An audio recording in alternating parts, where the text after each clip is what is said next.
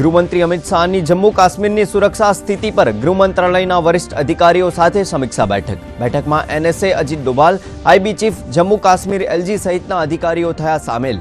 બેઠકમાં અમરનાથ તીર્થયાત્રા અંગે થઈ વિગતવાર ચર્ચા।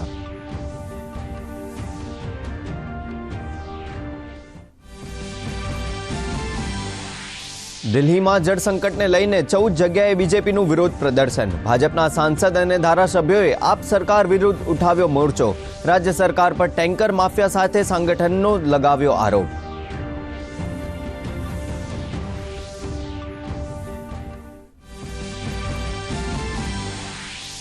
ઉપરાષ્ટ્રપતિ જગદીપ ધનખડ આજે સંસદ ભવન પરિસરમાં પ્રેરણા સ્થળનું કરશે લોકાર્પણ। એક જ સ્થળે મૂકવામાં આવશે તમામ મહાપુરુષોની પ્રતિમા।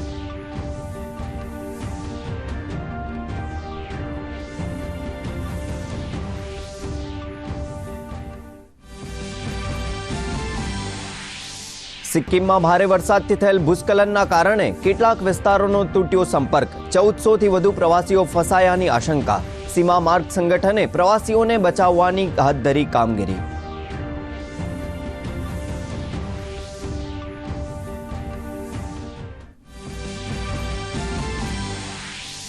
ઉત્તર અને મધ્ય ભારતમાં ગરમીનો પ્રકોપ યથાવત। આગામી 5 દિવસ સુધી દિલ્હી અને ઉત્તર પ્રદેશમાં રેડ અને ઓરેન્જ એલર્ટ જાહેર। હરિયાણા, ચંડીગઢ અને પંજાબના કેટલાક શહેરોમાં લૂની પણ શક્યતા।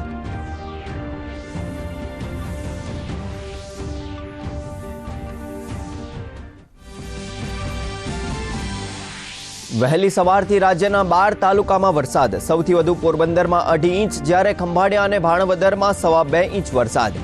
આગામી 4 દિવસ રાજ્યમાં હળવાથી મધ્યમ વરસાદની હવામાન વિભાગની આગાહી।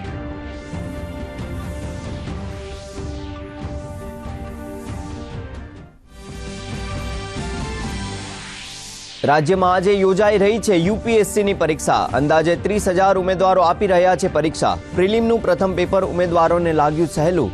ચુસ્ત પોલીસ બંદોબસ્ત વચ્ચે યોજાઈ રહી છે પરીક્ષા।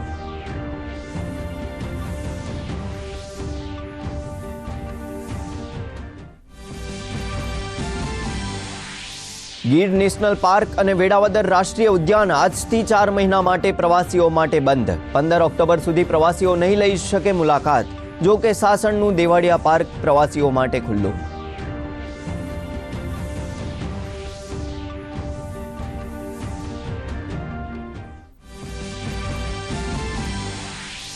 આઈસીસી T20 વર્લ્ડ કપમાં ઓસ્ટ્રેલિયાએ સ્કોટલેન્ડને 5 વિકેટે આપી હાર।